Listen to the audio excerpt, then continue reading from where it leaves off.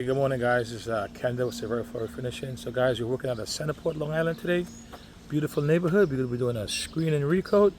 The house has been in the family for over 100 years. So, we're just going to do screen and recoat the floor, add some protection. The homeowner chose a satin finish, and she just want to preserve the natural characteristics of the floor. So, I'll take some pictures and show you guys what we do. Okay, this is Kendall with Savera Wood Floor Refinishing. So I don't have the vacuum system connected, but I just wanted to give you guys a demonstration and show you guys what we do with our buffer and a coat when we abrade the finish. So I'm going to turn the camera around and show you guys what we actually do. So as you see here, right, so all we're doing is just, abrading the finish, okay? This is going to get sucked up in our vacuum. I just want to show you guys what we do. All right, so all we're doing is just abrading the finish, okay? Yeah, all we're doing with this process is abrading the top coat of the finish, and this is where most of the micro scratches and imperfection is.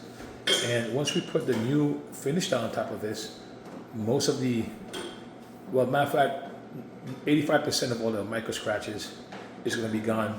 I say 85% because there might be scratches that's in the wood itself. That's still going to be visible, but the finish will fold that in a little bit and blend that in. But for the most part, this is what we do as far as abrading the floor, getting all that top finish knocked down, getting all the micro scratches, floor knocked down. Okay, that we're gonna add a coat of finish on it. So I'm gonna keep going, and I'll show you guys how great this floor is gonna actually come.